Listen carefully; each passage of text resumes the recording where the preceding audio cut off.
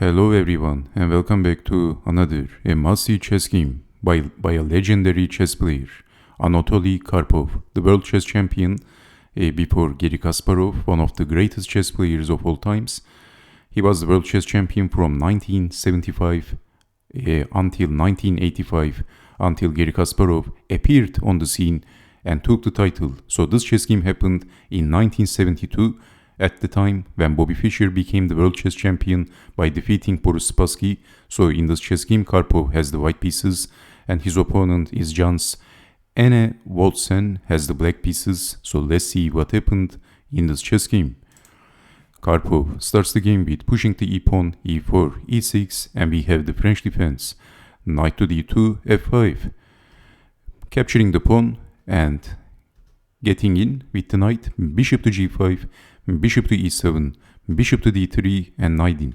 Exchanging the bishops, developing the knight, and closing the e-file, queen check, and Karpov pushed the pawn, and black is naturally grabbing a pawn. But this is going to be, black is a pawn up, but black is going to be behind in the development because of this. So Karpov castled, also black castled. So let's take it back. In this position, you might ask what happens if knight takes on c3, then knight takes, queen takes, and then checking the king with the rook, or even better with the queen. And this is actually very dangerous for black. Black is losing the castling rights. Black has two pawns, but black is being attacked, and black is behind in the development, and white is much better actually, even though white is two pawns down. So Karpov is not playing for the material, but he is playing for the better position. Black also castled, and then c4 by Anatoly Karpov. Maybe capturing the pawn is the idea. Capturing, bishop takes on c4, king over, and then rook to b1, and knight to e5 by Anatoly Karpov, threatening to play knight to f7 maybe. So g6, making space for the king. King was stuck. And rook to b3 by Anatoly Karpov. We have queen to e7.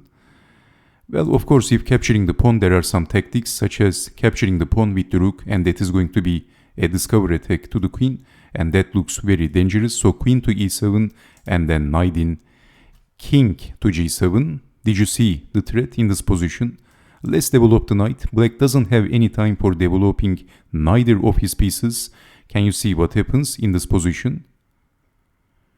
Then white sacrifices the knight, and then sacrifices the other knight. That's check, forking the king and the queen. So this is forking the king and the queen. Black has to capture the knight, and then this is losing the queen and the chess game. So this is why we have king to g7 defending, and then rook over. All of the pieces of Anatoly Karpov is around the black king. But the black king is not happy, so is black's other pieces. They are stuck, the rooks are not connected. Knight to c6, finally developing the knight, finally a breathing space, but Karpov is not giving any chance for his opponent to breathe.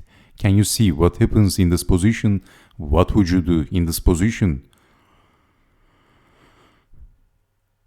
Well, Anatoly Karpov does not hit the brake. He is not going backwards, he is going forwards, and Karpov sacrificed his knight. Knight from f takes on g6, forking the queen and the rook. So what else? And then capturing and sacrificing his second knight, double knight sacrifice by Anatoly Karpov. And we have queen to g6. Let's take it back and let's see what happens if king takes on g6. Then we have check, double knight sacrifice, but black is getting checkmated. Checkmate. And if king to f6, then checkmate in one move. This is getting checkmated, and also because of this menacing bishop, there is no escape. Fantastic and amazing.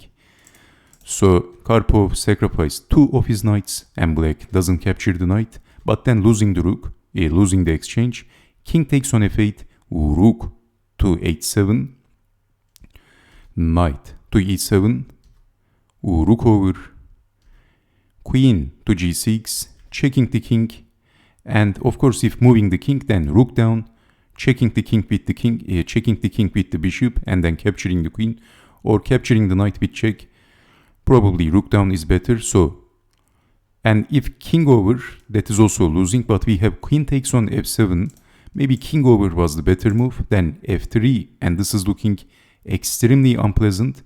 If you move the knight, then landing on e7. So this is also losing, most definitely losing on the spot. So perhaps maybe I changed my mind. Maybe capturing the rook is also better or something. Bishop takes on f7, king takes on f7. Karpov is going after his king, like Freddy Krueger. What a scary, terrible chess game for black. Although this is a great chess game for Anatoly Karpov.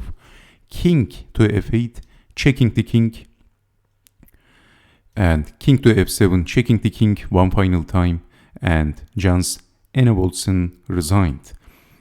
That's one of the names which is hard to pronounce. And black resigned because of this continuation after moving the king, pushing the pawn, and that's all over because you can't move the knight. If moving the knight, black is getting checkmated and black is losing even more material. Anatoly Karpov has the queen. From start to finish, a fantastic attacking chess game by Anatoly Karpov. And I hope you have enjoyed watching this chess game, and I hope to see you next time. Take care and bye bye.